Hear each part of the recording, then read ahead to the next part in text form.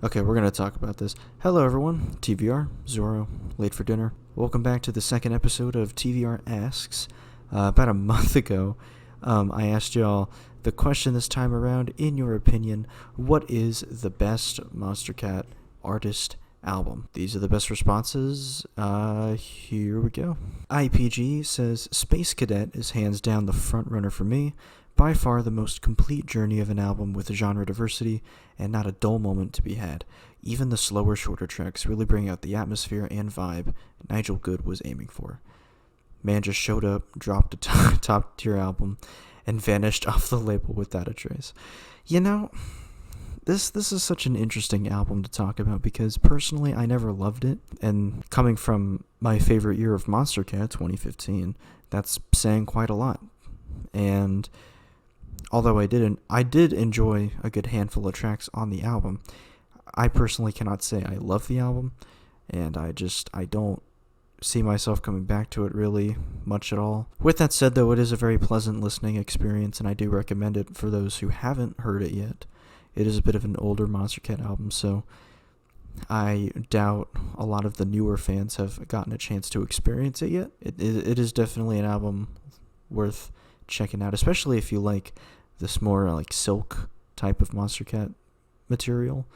Then this album is kind of right up your alley, honestly. As for the actual question, I would not agree that this is the best, but it is a good one. Cradwack says, it's a hard one, but The Promised Land by Muzz is up there. Some of the most fresh and diverse album on Monstercat, in my opinion. The atmosphere in the album, to add to that, is insane, and the storytelling is great. Promised Land is an awesome album. Like if I had to give it like an X out of rating, it would probably be landing around an 8, probably somewhere. Really great production, really memorable stuff. Some of Muzz's best work, honestly, on this album. There's a lot of really hard-hitting bangers on here. Really fun vocal features on here, too. Like Kami Robinson, her performance on this album is really great. Yeah, I can absolutely see this one being someone's favorite on the entire label, but it's not quite mine, but it is definitely up there, so I can't even be mad at this one. I don't even think a lot of people will disagree with you here. This is a really strong album. One of the strongest albums on the label, actually, in my opinion anyways. Ren Studio says, haven't even listened to the whole LP. And I know for a fact that it is Laszlo's Liftoff. Gravity, Airglow, Redshift, etc. are just too good for the LP to possibly be bad in any way. First off, how have you not heard the entire album? It's been out for it's been out for like 4.5 years. Second of all, it is a good album. The problem that I have with it is I just didn't really connect with it on like an emotional level. It just didn't really hit those sweet spots for me. There is a lot of like fun songs on here, like you said, Gravity, Airglow, Sphere is one of my favorites on there. The track Better, which I believe is the closer. Even the introduction really just kind of gets me in the mood. It's a good album, but not one that I wish I liked more. I really do, because it is Laszlo and I like his work. As much as I want to like it, I don't like it as much as most people do.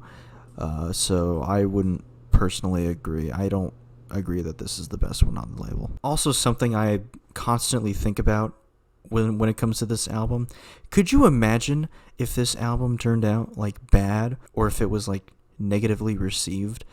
Can you imagine the amount of massive L jokes that would come out of it? I would die. I would actually never want to be around people anymore if all I heard was just massive L, literally. Shy says, me being the big bass head that I am, I gotta go with We Are Dust by Xylent. I think the production quality is top notch for what we get, and there's not a single track I dislike or find middle of the road in any way. That plus the story and the world that unfolds as you go through each and every track, truly an experience. Yeah, no, it's hard to disagree with this one. This is easily one of the best Monstercat albums they've ever put out under their name. Lots of really cool stuff here. Sound design is top notch.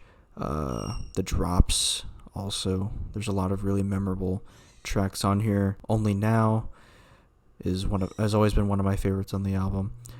Discarded, which was the release single that the album dropped with. You Rise, the first single for the album. Of course, The Darkness, the one that got featured on Rocket League. Like, how could you forget about that one? I am hesitant to call it my favorite album on the label, simply because there are a couple of tracks that I never really got the hang of, and I never really liked that much. But, outside of that, it is a really strong album, and given the story contexts of all the tracks, of course, yeah, this is easily one of, if not the best album on the label. Sears says, "Welcome to the City of Oz is my favorite Monstercat LP. Favorite track is Symbol, Loving Her, Loving You. Insert Oz logo here." Yeah, this one's a bit of a difficult one to talk about because the album itself, I think, is pretty good for what you get. A lot of cool collabs on here. A lot of interesting songs. A lot of interesting ideas. On that same token, though, the release schedule for this album was fucking atrocious. The first single came out, I believe it was June 2018. It was the first week or two. And the album came out October 2020. So it took them a good 2.5 years of single rollouts. That is absurd. And yes, pretty much every single song that Justin O dropped that was a single, aside from Rearview Mirror for some godforsaken reason, even the fucking 9-year anniversary song with Rogue, that made it on here, and it was part of the thing that wasn't the Oz album, which I always thought was confusing, but it is what it is. We're really in a society. The album rollout was pretty bad, but the actual album itself is pretty solid. I wouldn't call it one of my favorites, but it is a good one if you haven't heard it yet, which I do recommend checking it out. It does have some pretty good bangers on there. Simply just, it deserved a better rollout, I think. Nostrino says, New Age Dark Age Deluxe. Not even just the original, but the deluxe. The original album already has a ton of really enjoyable, unique tracks, and I think it's really cool how there's a good bit of variety, yet all the tracks still feel like they belong together. The reason I chose the deluxe version, though, is because I really like some of the added classical tracks, especially Build the Cities and For You. And you know what? Completely fair.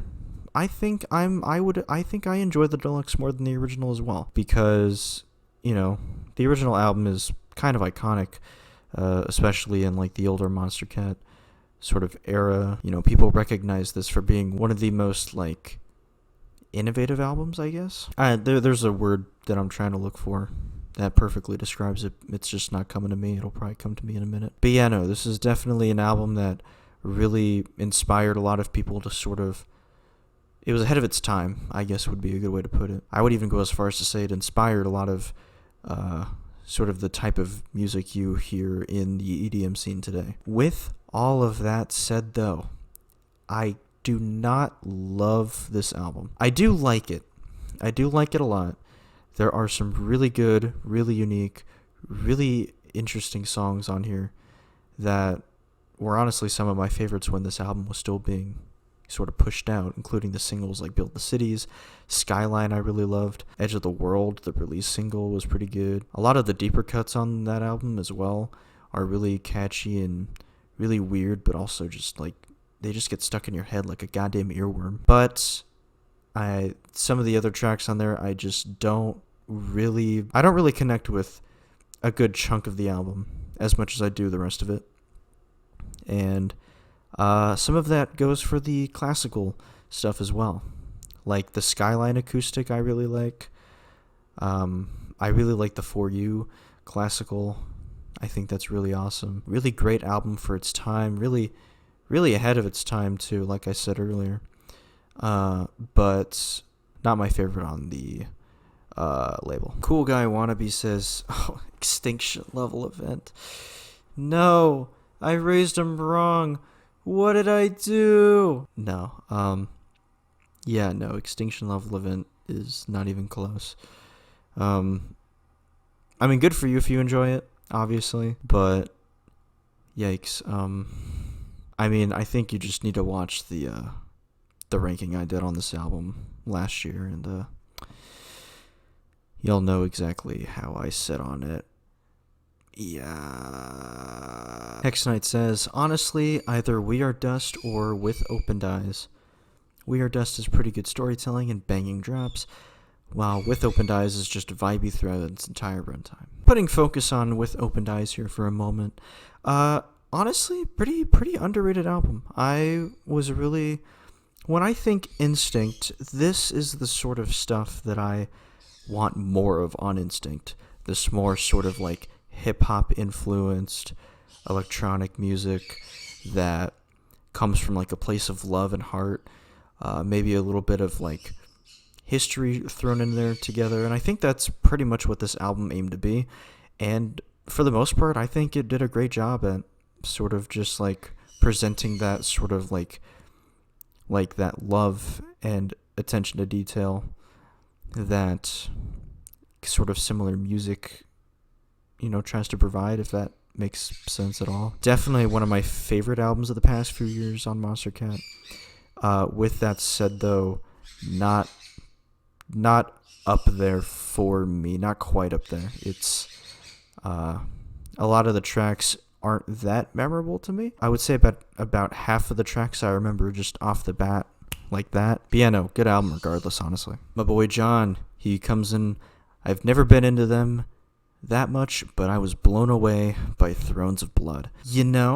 Thrones of Blood, honestly, and I've said it in the ranking, I've said it in like a couple other videos, I think, but yeah, Thrones of Blood is one of the best Monstercat albums we've had in quite some time. Quite some time. I would say ever since Promised Land, honestly. This takes a whole, like, sort of subgenre of dubstep, that fusion of metal that Sully is just known for. And with this album, he just provides a lot of that gritty heaviness. Even with, like, the collabs on here, Wooly Excision coming back to Monstercat after 8 years. Like, that was huge. Fucking Sudden Death and Vastive being newcomers to the label. It was, Ray Volpe as well. It was a pretty big album, and it definitely lived up to the hype. And, even me, I was not excited for the album when it was first announced, and singles kept rolling in. I was like, oh, this just isn't for me. For some reason, in the album format, the songs just kind of connected in a way I didn't think they would. And it grew on me a lot over time. And I've grown to really appreciate this album. So, yeah, no, it's definitely up there for sure. But not really my favorite out of, like, all the albums. And finally, Raincast says, Riot's Dogma Resistance. From beginning to end, this is, in my opinion, the best album on Monstercat. Amazing theme and atmospheres. Perfect sound design, etc. Top tier dubstep for me. And I could not agree more. Love this album from start to finish.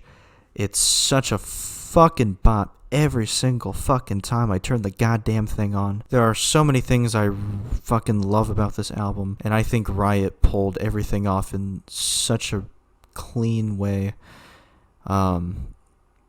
Of course, the one outlier on this album would have to be Disorder Rebirth, but I don't even hate that song. I just think it's the weakest one out of every single song on this album. It's just like it's this close for me giving it like a 10 out of 10. Like, it is so unbelievably close. But, yeah, Raincast, I 100% agree with this. Dogma Resistance is the top tier album on this label. And I guess, if Xylent drops his new one this year on Monstercat, well, I guess the only thing we can do is wait and see if that overtakes it. And that is going to conclude this episode of TVR Asks. Thank you for joining me here. Good second episode. I really enjoyed the responses here. And I want to kind of do this. I want to try and do this once a month. I don't want to do it too often, but I don't want to do it too far. It was just a really busy month in April, and I just had a lot on my plate at the time, so I just didn't really I just wasn't able to get to it. But I want to try and do this at least a little more often. I want to do this probably once a month would be good for me. Only because I just have so much going on in my world right now. But I do want to keep doing stuff like this. So, yeah, thanks for joining me on this episode. I'll talk to y'all later.